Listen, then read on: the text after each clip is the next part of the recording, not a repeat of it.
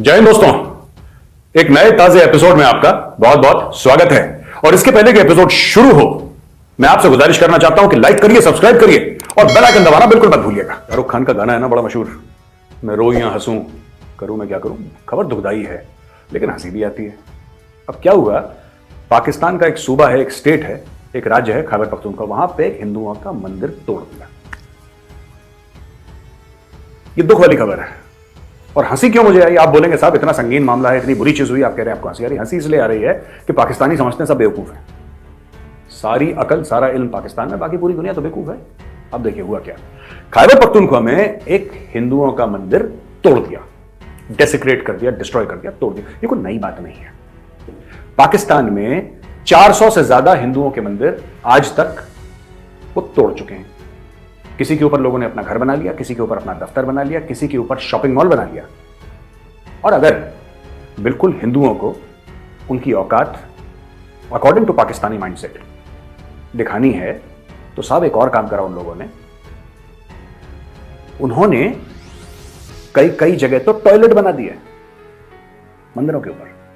कराची में एक वाकया आया था कुछ साल पहले, जहां पे टॉयलेट बनाया उन लोगों ने। क्यों? क्योंकि बना सकते हैं। देखो, जहां पे तुम्हारा मंदिर था वहां पर हमने टॉयलेट बनाया।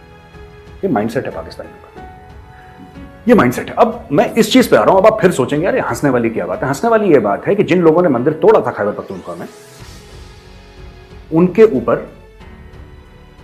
कोर्ट में केस चला। और जब केस चला उनके ऊपर तो कोर्ट ने बोला कि 30 मिलियन रुपीस आपको फाइन देना पड़ेगा। 30 मिलियन रुपीस, पाकिस्तानी रुपीस आपको फाइन देना पड़ेगा, करोड़ों में आपको फाइन देना पड़ेगा, आपको जुर्माना देना पड़ेगा। अब जुर्माना कौन दे भाई? जिसने मंदिर तोड़ा वो तो जुर्माना देगा नहीं। तो फिर हिंदुओं के ऊपर दबाव आया, लोकल हिंदू, खैबर पख्तूनख्वा के लोकल हिंदुओं के ऊपर दबाव आया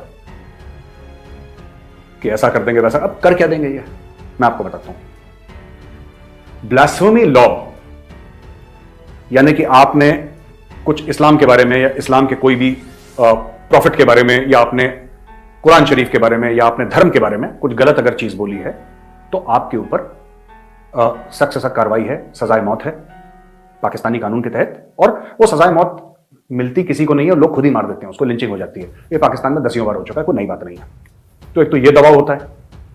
अगर हिंदू बोले कि तुमने हमारा मंदिर क्यों तोड़ दिया, तो वहां पे लोकल पाकिस्तानी बोलेंगे अच्छा ज्यादा मुंह खोल रहे हो साहब, हमें इसके घर से कुरान शरीफ के कुछ फटे हुए पन्ने मिले। मैं उदाहरण क्यों दे रहा हूं? क्योंकि ऐसा हो चुका है 10 बार पाकिस्तान में, 10 बार हो चुका है। किसी की जमीन घेरनी है, बोल दो कि साहब ये आदमी ने गलत बोला था इस्लाम के किसी बड़े नाम के खिलाफ, उसने बोला हो ना बोला हो उससे कोई फर्क नहीं पड़ता। 10, 15, 20, 50 हजार की भीड़ इकट्ठा हो जाएगी, उस आदमी को जलाकर मार देगी, मार मार के जिंदा उसको, मतलब उसकी जान ले लेगी, और आप उसकी आराम से जाकर जमीन हथिया लीजिए। और वहां पे जो मौलवी हैं, वहां पे जो लोकल पॉलिटिशियन है, वो आपको सपोर्ट करेंगे। ये हुआ वहां पे। अब ये जो मंदिर टूटने का वाकया मैं आपको बता रहा हूं, खैबर पख्तूनख्वा, जो कि अफगानिस्तान से जिसकी सरहद मिलती है, खैबर पख्तूनख्वा, पश्तून ज्यादा रहते हैं वहां पे, और भी कम्युनिटी के लोग रहते हैं, लेकिन पश्तून ज्यादा है वहां पे। तो उस एरिया में खैबर पख्तूनख्वा में मंदिर तोड़ा गया। अब जो 30 मिलियन रुपए का जुर्माना हुआ उन लोगों के ऊपर जिन्होंने मंदिर तोड़ा था, जाहिर सी बात है हिंदू तो थे नहीं, उनके ऊपर हुआ, तो उन लोगों ने फिर हिंदुओं के ऊपर दबाव डाला। हिंदुओं की बेटियों को अगवा कर लेना वहां से और उनका धर्म परिवर्तन जबरन करना, पहली धमकी। दूसरी धमकी, ये ब्लास्फेमी लॉ जो है, अब हिंदी में क्या ट्रांसलेशन है मुझे नहीं पता, लेकिन ब्लास्फेमी लॉ जो है वो अप्लाई करके तुम्हारा घर बार ले लेंगे, तुम्हारी हत्या हो जाएगी। अब वहां पे जो हिंदू हैं वैसे ही मुट्ठी भर हैं, वो इतने डर गए कि उन्होंने एक चीज बोली जो बड़ी अजीब सी है। उन्होंने बोला साहब जो आपके ऊपर फाइन है या आपके ऊपर जो जुर्माना है 30 मिलियन पाकिस्तानी रुपए का, वो हिंदू दे देगा। यानी कि आप मेरा मंदिर तोड़ें और कोर्ट आप पे जुर्माना लगाए मंदिर तोड़ने के जुर्म में, और मैं ही बोलूं कि हां ठीक है सर वो जुर्माना मैं ही दे देता हूं, कोई बात नहीं अगर आपने मेरा मंदिर तोड़ दिया तो। यह पाकिस्तान में हुआ।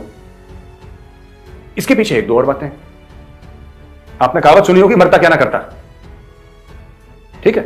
और इनको बोला गया, जो बड़े थे, जो बुजुर्ग थे,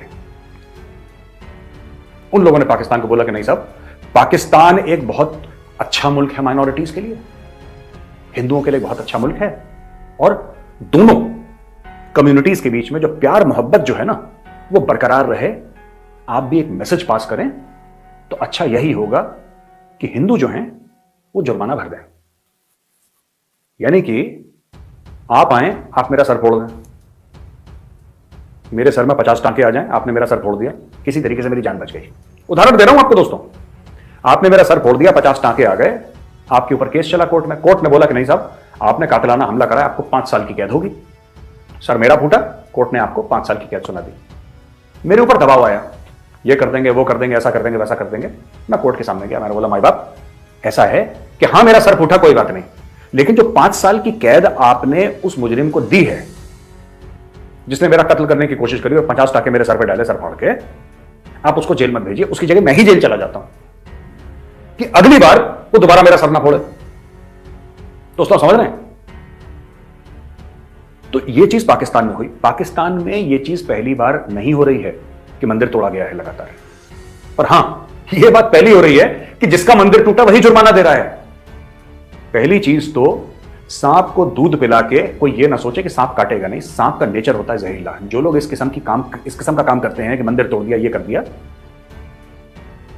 अगर वहां पे लोकल हिंदुओं को यह लगता है कि ऐसा बड़ा दिल दिखा के सब कुछ ठीक हो जाएगा, ठीक नहीं होगा।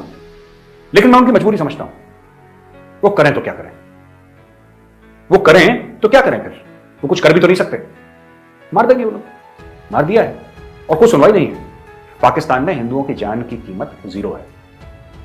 पिछले साल 1000 हिंदू और सिख लड़कियों का जबरन धर्म परिवर्तन किया गया पाकिस्तान में, 1000 से ज्यादा ऐसे ही। और लड़कियों की उम्र 11 साल, 12 साल, 13 साल, 14 साल, 15 साल। जानबूझ के उनकी शादी कर दी गई एक बुजुर्ग से, 40 साल, 50 साल, 60 साल के एक बुढ़े से उनकी शादी कर दी गई। और जब लड़की से पूछा गया तो लड़की ने बोला कि हां, दबाव के अंदर, हां मैंने स्वेच्छा से, अपने मन से मैंने इस्लाम कबूल करा है। दोस्तों 11 साल के बच्चे को क्या अकल, क्या हिंदू क्या मुसलमान, उसको क्या अकल बेचारे को।